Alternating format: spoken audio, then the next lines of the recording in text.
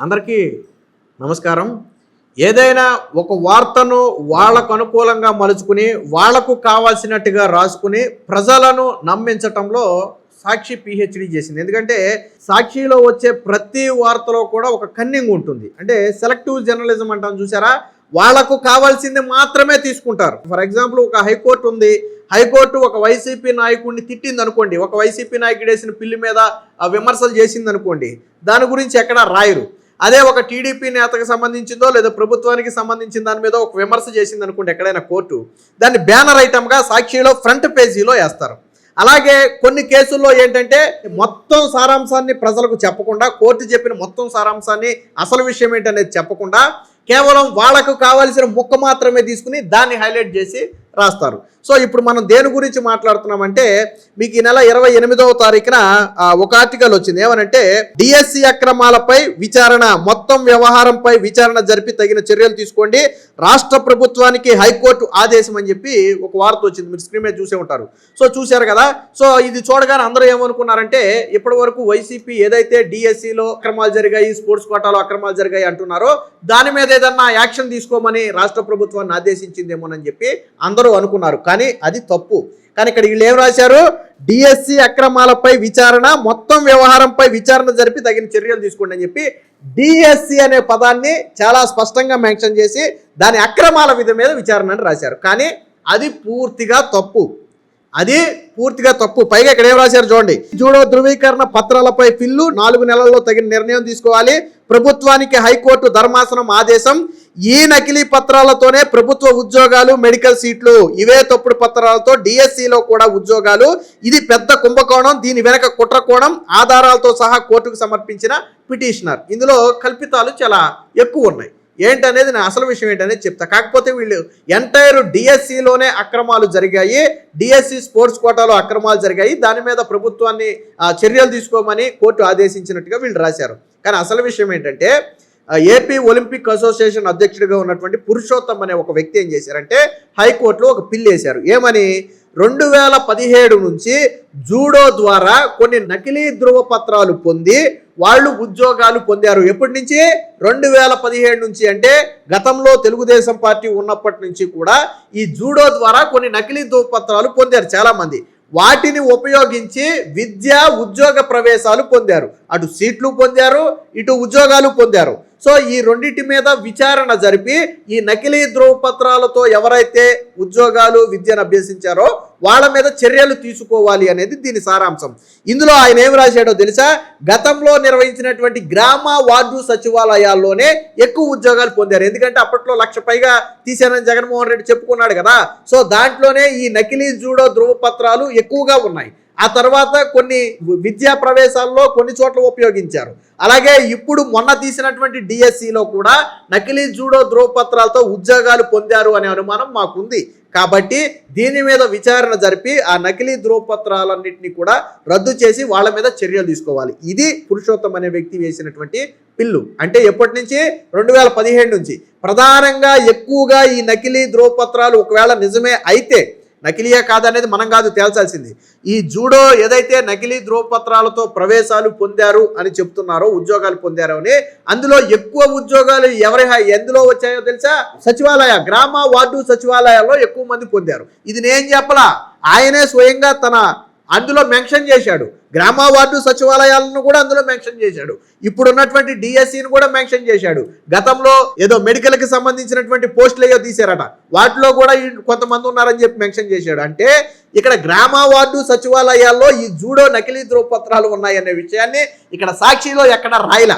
2017 నుంచి ధృవపత్రాలు పరిశీలించాలి అని ఈ పురుషోత్తం అనే వ్యక్తి ఒలింపిక్ అసోసియేషన్ అధ్యక్షుడు చెప్పినటువంటి మాటను సాక్షిలో రాయలా. ఏమి రాశారు? డిఎస్సి అక్రమాలపై విచారణ అంట. మరి ఇదే ధృవపత్రాలు గ్రామ వార్డు సచివాలయాల్లో కూడా ఉపయోగించారని చెప్తున్నారు కదా. మరి దాని మీద కూడా విచారణ చేస్తే అప్పుడు రాస్తాడా? గ్రామ వార్డు సచివాలయ అక్రమాలపై విచారణ అని చెప్పి సాక్షిలో రాయొచ్చు కదా. ఎందుకంటే ఎక్కువ పొందింది వాళ్లే కదా గ్రామ వార్డు సచివాలయాల్లోనే. నాకు తెలిసి జూడోలో మహా వస్తే ఏమైనా 3-4 పోస్టులు వచ్చినాయో లేదో, అది దొంగయే కాదనేది మనకు తెలియదు. 3-4 ఏమన్నా ఉద్యోగాలు పొందారేమో డిఎస్సిలో, మొన్న డిఎస్సిలో. కానీ గ్రామ వార్డు సచివాలయాల్లో ఎక్కువ మంది ఉద్యోగాలు పొందారు ఈ నకిలీ జూడో సర్టిఫికేట్లు పెట్టి. నిజమైతే మరి అప్పుడేం రాయాలి? అంతే కదా, గ్రామ వార్డు సచివాలయాల అక్రమాలపై విచారణ చేయాలని ఆదేశించిన హైకోర్టు అని రాయొచ్చా? ఎంత సెలెక్టివ్ జర్నలిజం అని నేను ఎందుకు అన్నానంటే అందుకే అన్నాను. అసలు ఇది 2017 నుంచి ఆయన, ఇప్పుడు ప్రభుత్వం కాదు, గత ప్రభుత్వం కాదు, అంతకుముందు ప్రభుత్వం ఉన్నప్పటి నుంచి 2017 నుంచి 2026 వరకు ఈ మధ్యలో జరిగినటువంటి వివిధ ఎంపికల్లో ఈ జూడో నకిలీ ధ్రువపత్రాలు ఉపయోగించి ఉంటే వాటిని రద్దు చేయాలి అనేది ఆయన వాదన. ప్రభుత్వం ఏం చేసింది, కోర్టు ఏం చేసింది, ప్రభుత్వాన్ని అడిగింది. ఏంటి ఎక్కడి వరకు వచ్చింది స్టేటస్ అని అడిగితే ప్రభుత్వం ఏం సమాధానం ఇచ్చిందంటే, ఆల్రెడీ మేము సంబంధిత ఆధారాలు ఇవ్వమని పిటిషనర్ను అడిగాము, కానీ పిటిషనర్ నుంచి ఇప్పటి వరకు మాకు ఎటువంటి ఆధారాలు ఇవ్వలేదు, దానికి సంబంధించినటువంటి ఆధారాలు ఇస్తే మేము విచారణ ముందుకు తీసుకెళ్తామని చెప్పి రాష్ట్ర ప్రభుత్వం చెప్పింది.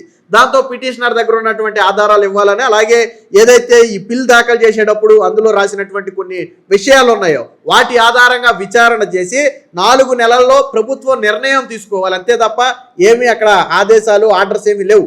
4 నెలల్లో ఒక నిర్ణయం తీసుకోండి అని ప్రభుత్వానికి 4 నెలల సమయం ఇచ్చింది. ఇదే సమయంలో ఎవరైతే నకిలీ ధ్రువపత్రాలు పొందారు అని ఆరోపణలు ఎదుర్కొంటున్నారో వారి నుంచి కూడా పూర్తి వివరణ తీసుకున్న తరువాతే ప్రభుత్వం చర్యలు తీసుకోవాలి తప్ప ఏకపక్షంగా తీసుకోవద్దు అని కూడా స్పష్టంగా చెప్పింది. అంటే ఫర్ ఎగ్జాంపుల్ గ్రామ వార్డు సచివాలయాల్లో ఉద్యోగాలు పొందారు అనుకుందాం నకిలీ ధ్రువపత్రాలతో, వాళ్ళు ఉద్యోగాలు పొంది ఎన్నేళ్ళు అయింది, దాదాపు 4-5 ఏళ్ళు దాటింది కదా. మరి ఇప్పుడు వాళ్ళని ఒకవేళ నకిలీ ధ్రువపత్రం అనుకోండి, వెంటనే వాళ్ళని తప్పిచ్చేస్తే పరిస్థితి. సో కాబట్టి వాళ్ళ నుంచి కూడా వివరణ తీసుకోమని చెప్పి స్వయంగా కోర్టే చెప్పింది. మీరు చూడొచ్చు అసలు వార్త ఏంటనేది మీరు చూడొచ్చు. జూడో నకిలీ ధ్రువపత్రాలపై విచారణ జరిపించండి అని చెప్పి హెడ్డింగ్తో వచ్చింది. సో ఇది అసలు వార్త. మీకు మొదట చూసింది సాక్షి వార్త, డిఎస్సి అక్రమాలపై విచారణ అనేది అబద్ధపు వార్త. జూడో నకిలీ ధ్రువపత్రాలను పరిశీలించాలి, విచారణ జరపాలి అనేది అసలు వార్త. కానీ ఇక్కడ ఎంత సెలెక్టివ్ జర్నలిజం అంటే అదే చెప్పాను నేను. పైగా సాక్షి మెయిన్ పేజ్లో వేశారు, దాన్ని సాక్షి మెయిన్ పేజ్లో వేశారు. ఎక్కడా 2017 నుంచి అనే విషయాన్ని ఎక్కడా రాయలేదు. గ్రామ వార్డు సచివాలయాల్లో ఈ సర్టిఫికేట్లు ఉపయోగించారని చెప్పి పిటిషనర్ చెప్పిన దాన్ని ఎక్కడా రాయలేదు. ఎందులో కుంభకోణం ఉందని చెప్పి పిటిషనర్ చెప్పాడంట, దాన్ని మాత్రం అని రాశారు. కానీ పిటిషనర్ కుంభకోణం అని ఎక్కడా చెప్పలా, కుంభకోణం లేకపోతే అవినీతి అలా చెప్పలేదు. నకిలీ ధ్రువపత్రాలతో ఉద్యోగాలు ఎవరైనా పొంది ఉంటే, విద్యా ప్రవేశాలు పొంది ఉంటే దాని మీద చర్యలు తీసుకోవాలి, ఇతరులకు నష్టం జరుగుతుంది అనేది ఈ ఒలింపిక్ అసోసియేషన్ అధ్యక్షుడు చెప్తున్నటువంటి మాట. అగ్రీయే మనం. ఇప్పుడు ఒకవేళ నకిలీ ధ్రువపత్రాలు అనుకోండి, ఫర్ ఎగ్జాంపుల్ నకిలీ సర్టిఫికేట్స్ అనుకోండి, మరి ఒరిజినల్ సర్టిఫికేట్స్ ఉన్న వాళ్ళు ఇబ్బంది పడతారు కదా, ఈ ప్లేస్లో వాళ్ళు కదా రావాలి. సో వాళ్ళకి నష్టం జరగొద్దు అనేది ఈయన ఉద్దేశం. కానీ సాక్షి సెలెక్టివ్ జర్నలిజం అంటే ఎలాగుంటుందో చూడండి. అందులో ఇప్పుడు డిఎస్సిలో కూడా ఈ జూడోకు సంబంధించినటువంటి నకిలీ ధ్రువపత్రాలు ఉన్నాయనే అనుమానం వ్యక్తం చేయడంతో ఇక ఎంటైర్ డిఎస్సి అక్రమాల మీద అని చెప్పి వాళ్ళు బ్యాన్ ఐటమ్ పెట్టి రాశారు. అంటే చూసే వాళ్ళకి ఎట్లుంటుందంటే నిజంగానే కోర్టు స్పోర్ట్స్ కోటాలో ఏమన్నా డిఎస్సి అక్రమాలపై విచారణ చేయమని చెప్పిందా ఏంటని చెప్పి అనుమానం కలుగుద్ది. కానీ అసలు విషయం ఏంటి, ఇది అసలు డిఎస్సికి సంబంధం లేని విషయం. 2017 నుంచి ఏ ఉద్యోగాలు అయితే పొందారో వాటన్నిటి మీద విచారణ జరపాలి. నాట్ ఓన్లీ డిఎస్సి, వైసీపీ హయాంలో ఏదైనా ఉద్యోగాలు ఇస్తే నాకు తెలిసి గ్రామ వార్డు సచివాలయాలు తప్ప ఇంకేం ఇవ్వలేదు అనుకుంటలేండి వాళ్ళు.